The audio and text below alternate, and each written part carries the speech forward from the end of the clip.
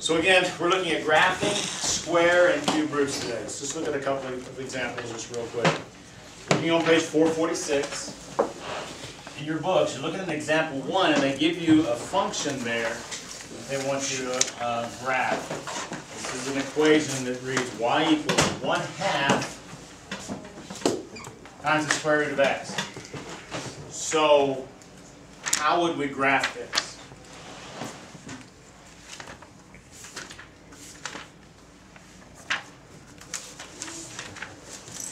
Your example in there says use a table. So that's exactly what I'm going to recommend that you do. I'm going to take a long time with this, but I would suggest you just pick a couple of points, 2 or 3, 4 or 5 points, so that you get a good feel for it. And then just go plot them. Choose things for x, just like we've done many, many times before. Always choose something. It's probably good to start with 0. I choose and let that go in. And what's the square root of 0? What's half times 0? So you get a few points. Just stay integer-wise and go 1 on what they've done. Yeah, they're doing the same thing. So if they put 1 in, what's the square root of 1? What's 1/2 times 1? 4.5. Right in decimal. Those, and now you got a couple points. Let's get about, they can get about 5. Let's do that. Let's keep going with the 2. Or actually, you know what I think might be easier, since you're taking the square root, what kind of numbers would you probably want to choose for x? 4, 9, 3. Squares, right? That way you get nice round integers. So let's do that. The book didn't do it, but let's choose to do that because we're wiser. Let's choose square numbers. Let's choose 4. Square root of 4 is? 2. Half of 2 is? 1. What would the next square number be? 9. Square root of 9 is? 3. Half of 3 is? 1.5. So now we've got some nice numbers. We can just go to our graph and plot those out.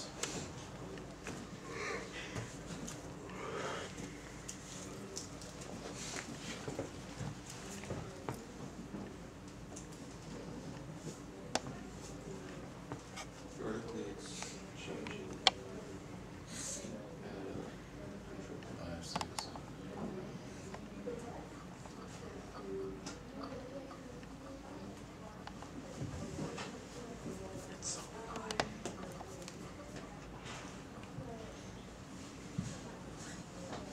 And it's a curve.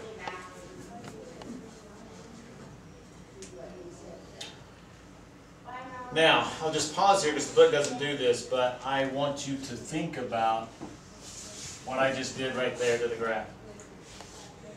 What would that do to this graph? If you multiplied it by a negative, what would it do to the picture you see here? Be negative. It would turn The transformations that Brandon's trying to do. it would reflect it over the x-axis. Reflects it over the x-axis. It's a vertical because it's not underneath the thing, and negative ones reflect, right? Vertical reflect, vertical from top to bottom, or bottom to top. So everything you did here, that would just simply change your y coordinates to negative. So those points would simply be down here. Now, after doing that, put in green so you can see, what does it look like? Parabola. What is that? What? The battery's low. Is it dead or It's not dead, but it's low. going close? Okay. We'll get as much as we can. It looks like a parabola, doesn't it? And that's exactly what I want you to see. X to the second power and square root of x. Those are inverse functions of each other. Okay? And this is a parabola that opens to the right. We also have parabola. How would you get it to open to the left? Make the x negative. Very good, Chris. If I do this, then it would open to the left. Horizontal reflection, right? From right to left, left to right.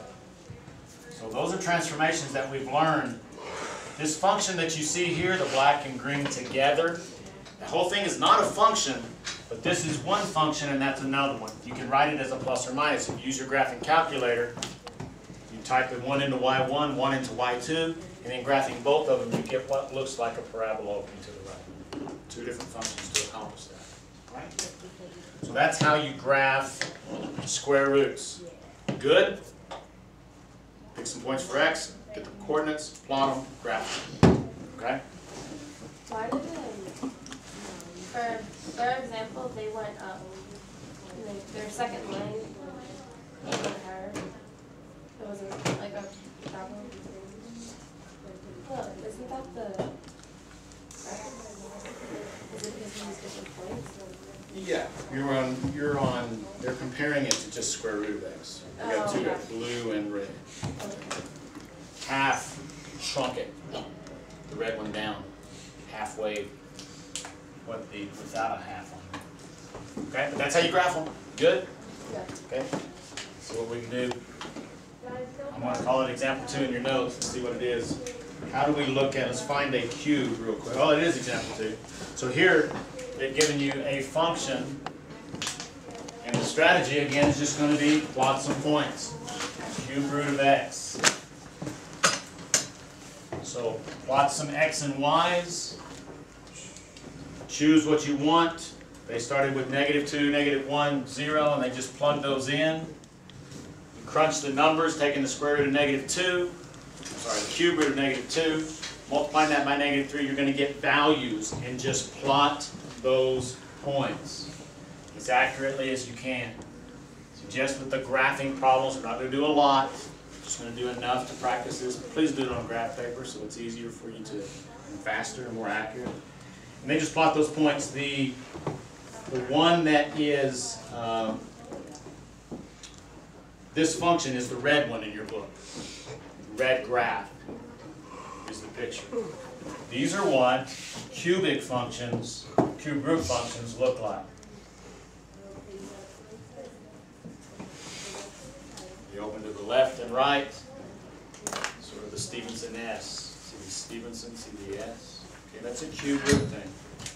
Now when I multiply it by 3, it makes it fatter, right? What does this do? Vertical reflection, right? This comes up, this goes down, all those transformations. But don't worry about that, just use that as confidence builders. Choose x's, see what the y's are, plot the points, connect the dots, knowing that you're going to get some kind of S that looks like this, or if it's been vertically reflected, it could look like that, okay? With 0, 0 as the point of turn, the turn point, okay? Graphing cubes, graphing square roots, you good? Cube roots, square roots? Thank you to the YouTube audience. Thank you to the Ask Academy.